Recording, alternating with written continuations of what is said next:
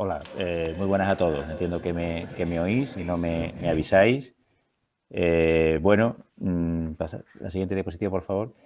Mi presentación va a ser la visión de un médico que, bueno, pues llevamos unos días poniéndonos y quitándonos el EPI, pues eso varias veces al día, ¿no?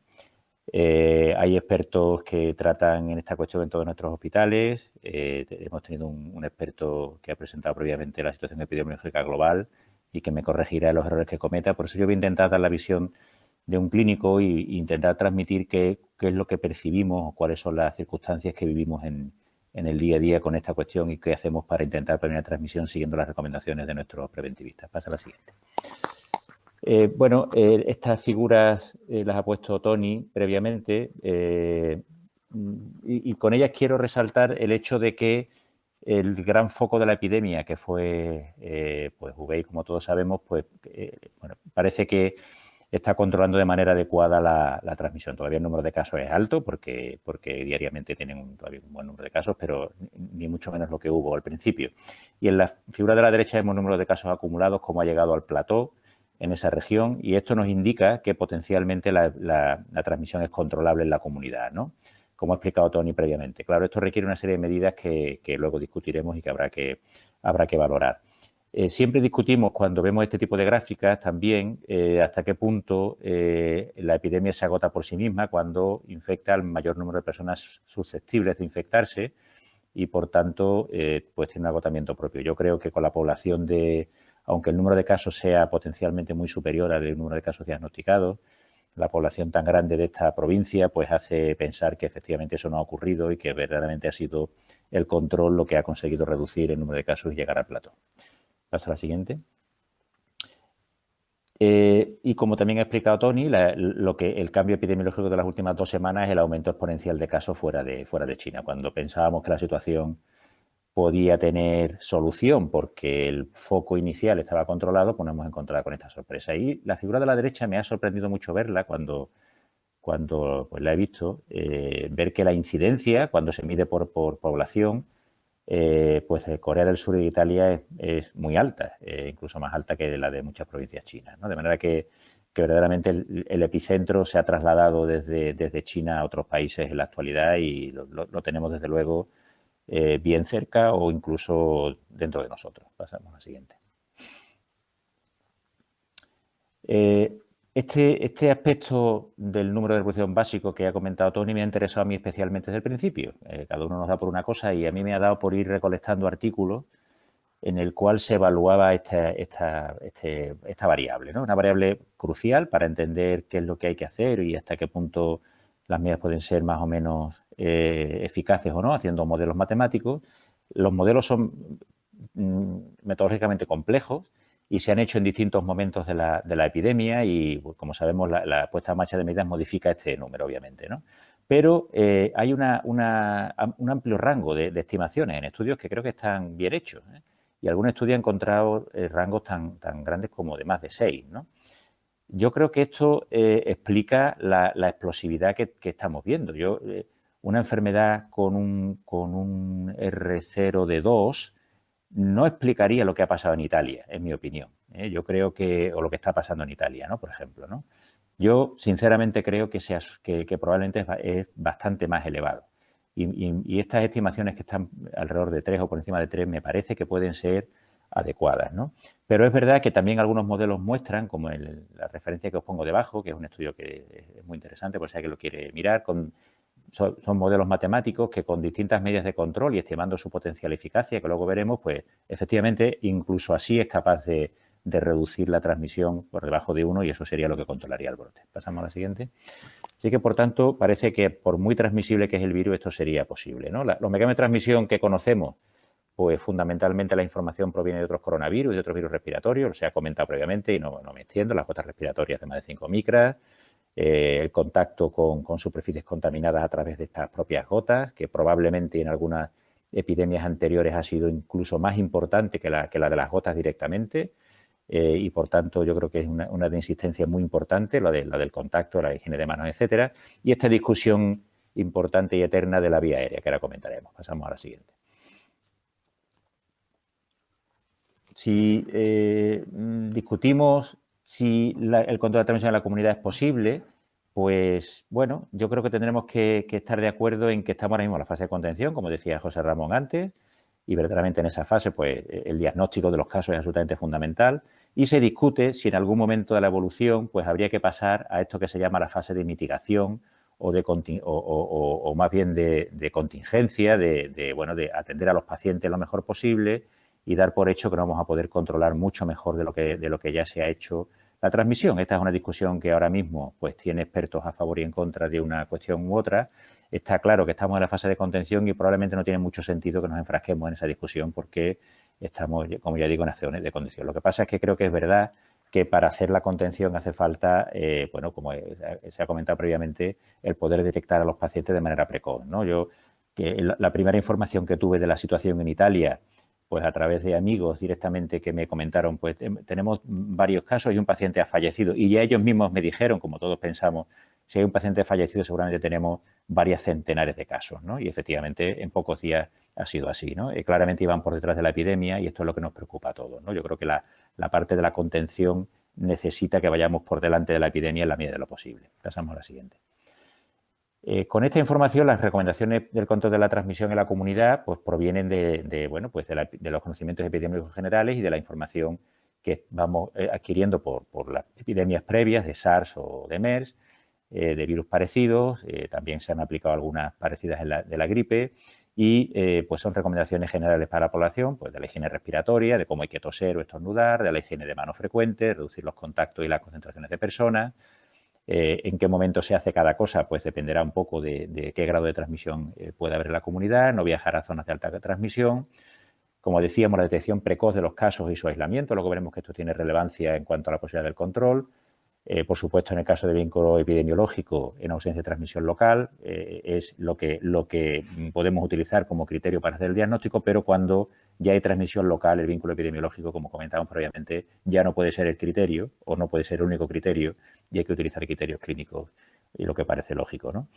Por supuesto, la búsqueda de contactos y la cuarentena cuando en los contactos y las situaciones extremas como las que se han vivido en China y actualmente en Corea, y en algunas otras zonas, en algunas zonas del norte de Italia, pues limitación estricta de la movilidad de las personas, reclusiones domiciliarias y limpiezas ambientales, incluso a veces en situaciones, pasa a la siguiente, que pueden parecer pues realmente llamativas, ¿no? Pero que, bueno, pues probablemente tienen mucha relevancia, ¿no? Este tipo de fotografías o de imágenes que vemos en la televisión todos los días, ¿no?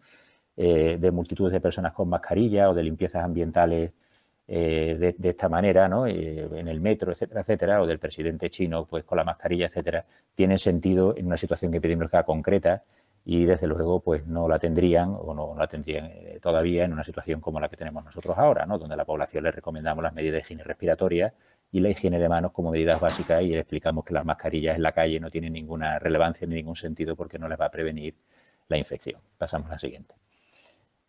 Un aspecto que se discute también mucho del control es el impacto económico, ¿no? Hace poco leí un artículo en una revista económica que incluso hacía una estimación de cuál puede ser el impacto en pobreza y, por tanto, en mortalidad asociada de una crisis económica causada por el coronavirus, ¿no? De manera que es un aspecto que es relevante considerar, ¿no? Aquí os pongo como ejemplo simplemente la caída de las bolsas, ¿no? Pero, bueno, seguramente de una manera o de otra todos vemos circunstancias, empresas o situaciones complejas en este sentido y es una variable que siempre se tiene sobre la mesa. Pasamos a la siguiente.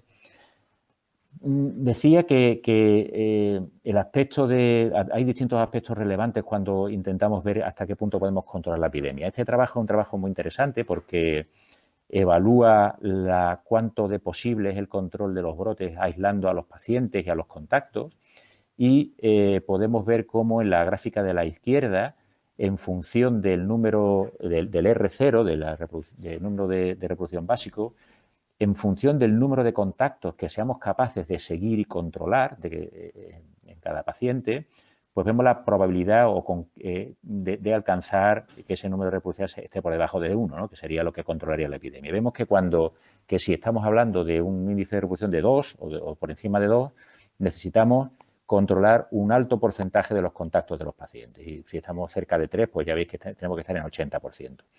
Esto obliga a los servicios epidemiológicos, como decía Tony, a ser muy, muy eficaces, ¿no?, en la búsqueda de contactos y a hacer muy buenas encuestas epidemiológicas y a detectar a los pacientes. Claro, esto está directamente vinculado con otros problemas, como es los pacientes cuando empiezan a ser contagiosos. Hay bastante controversia sobre si los pacientes son realmente contagiosos antes de empezar con los síntomas. Hay algunas evidencias puntuales y concretas que indican que sí, pero es probable que eso no sea tremendamente relevante. Pero si hay un retraso en el diagnóstico clínico o desde que empiezan los síntomas, esos días que pasan, en la gráfica de derecha podemos ver cómo en la marcada con la letra C, pues claramente si el porcentaje de pacientes que tardamos un tiempo prolongado, pues el número de contactos que tenemos que controlar es mucho mayor para conseguir controlar la epidemia. Las infecciones subclínicas, etcétera, etcétera, son variables claramente relevantes en este sentido. Y bueno, yo creo que todavía nos falta algo de información en ese sentido, pero los datos de China orientan a que con esas medidas, pues incluso con tasa de transmisibilidad muy alta, sería posible el control de la transmisión. Pasamos a la siguiente. Y bueno, la conclusión de este trabajo es eso, ¿no?, que en la mayoría de los escenarios que se han planteado en estos modelos, las medidas, cuando son altamente eficaces de seguimiento de los contactos y aislamiento de los casos, pues debe ser suficiente para controlar el brote, y ellos ponen en las curvas que plantean, pues en un tiempo de unos 3 meses, ¿no? Incluso podría conseguirse antes, dependiendo de las variables que hemos conseguido y de cómo se cumple, cómo de fiable es el cumplimiento de todas estas variables. Pasamos a la siguiente. Bueno, las recomendaciones de control de transmisión están en los documentos del Ministerio. Los documentos del Ministerio reflejan el estado del arte en cuanto a que recogen las recomendaciones de la Organización Mundial de la Salud, el ECDC. El CDC americano tiene alguna recomendación un poquito diferente, pero yo creo que estas recomendaciones, pues como digo, recogen el estado del arte, ¿no? A los pacientes se les aconseja no acudir a los centros sanitarios si no es necesario y intentar contactar por teléfono para que se tomen las medidas en casa. Y si tienen que acudir al hospital o se les va a llevar al hospital, es bueno avisar al hospital previamente para que se prepare, ¿no? La etiqueta de la tos, como dicen los anglosajones, o de la infección respiratoria aguda, de manera que le pongamos al paciente una mascarilla cuando llega al hospital o a un centro sanitario, es algo que deberíamos hacer no porque tengamos ahora el coronavirus actual, sino que debemos hacerlo siempre, y yo creo que la única positivo que tienen estas epidemias, si es que tienen algunos, es que nos recuerdan y nos enseñan lo que tenemos que hacer en circunstancias normales, que no hacemos, y que realmente refuerzan que eso deberíamos de hacerlo siempre.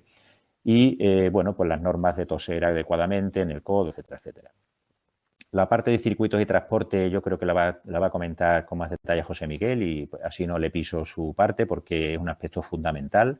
Cuando uno lee cualquier protocolo del Ministerio, del CDC o lo que uno quiera, eso lo tenemos que llevar a nuestro hospital, y eso es lo que José Miguel va a tratar. Y eso puede tener enormes complejidades porque cada uno de nuestros hospitales tiene estructuras diferentes, funcionamientos de circuitos de urgencia distintos, y eso es un aspecto verdaderamente relevante y que cada uno de nosotros peleamos para aplicarlos de la mejor manera posible.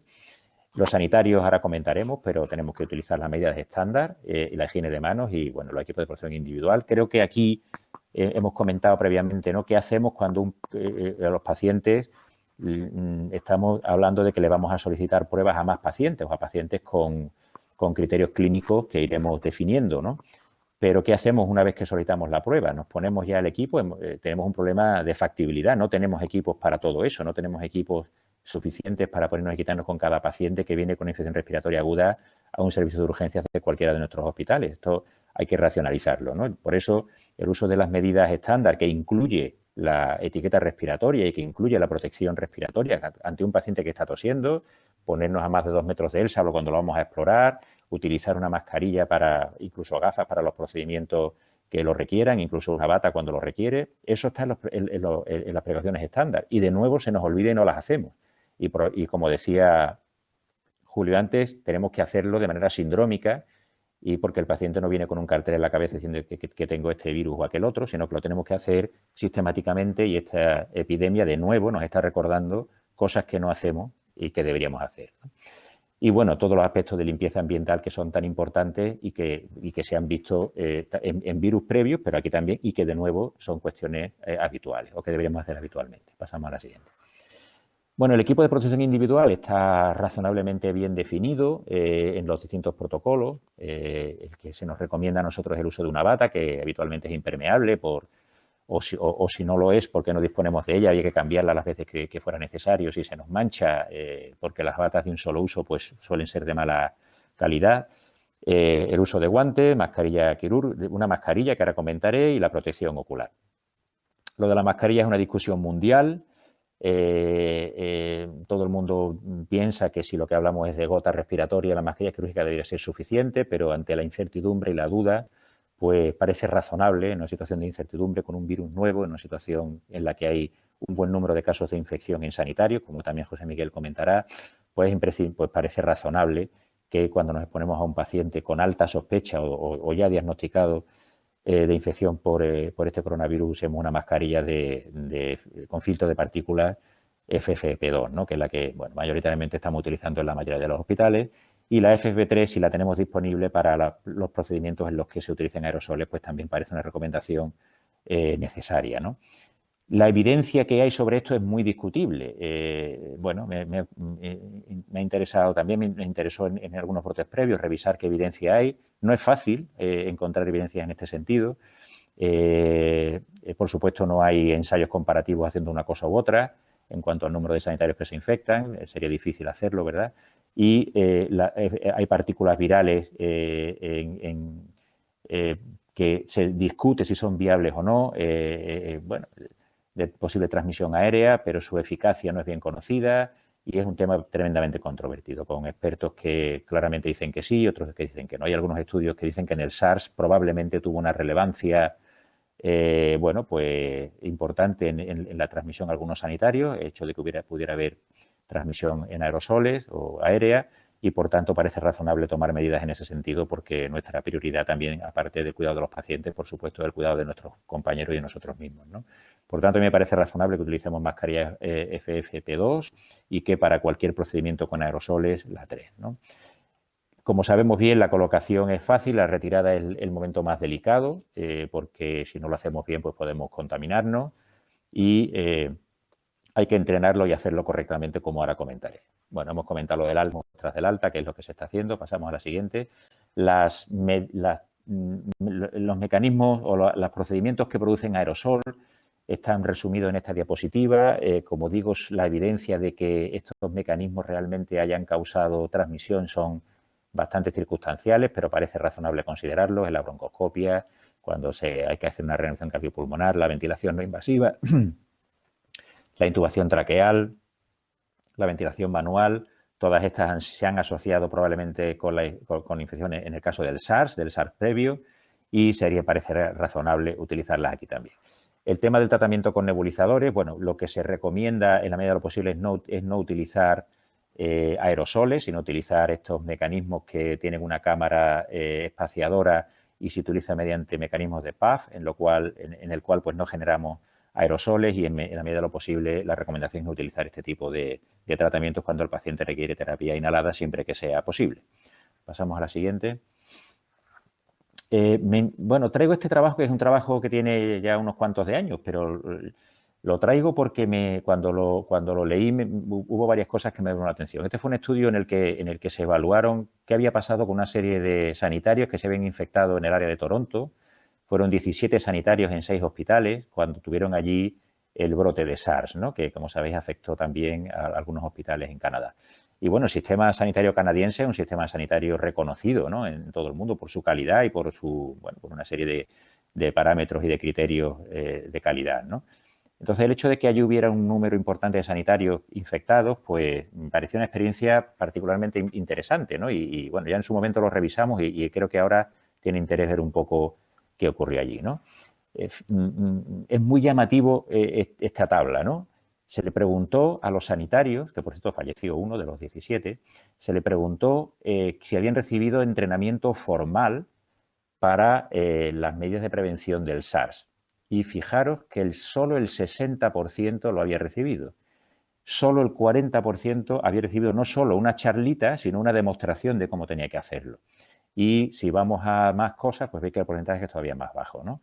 Y de cuándo se les había hecho, antes de la exposición del primer paciente con SARS, de estos sanitarios que se habían infectado, el 33%. O sea que claramente uno tendría la sensación de que un sistema como el canadiense, la mayoría de los sanitarios habrían recibido una buena formación, pero estos que se infectaron, probablemente, esta puede ser una explicación muy importante. Yo creo que es una lección tremendamente clara para nosotros, ¿no? Tenemos que formarnos y tenemos que formarnos antes de exponernos y tenemos que formarnos mediante, bueno, tenemos que practicar, ¿no? Pasamos a la siguiente. Y en estas dos tablas también, pues se ven algunas características. Los pacientes trataban, bueno, habían de media trabajado 10 turnos, ¿no? Previamente antes de contagiarse. Cuidaban una media de 6 pacientes, un número alto de pacientes con la enfermedad, ¿no? Y bueno, esto nos habla de que si tenemos un brote, un número de casos importantes, pues esto es relevante.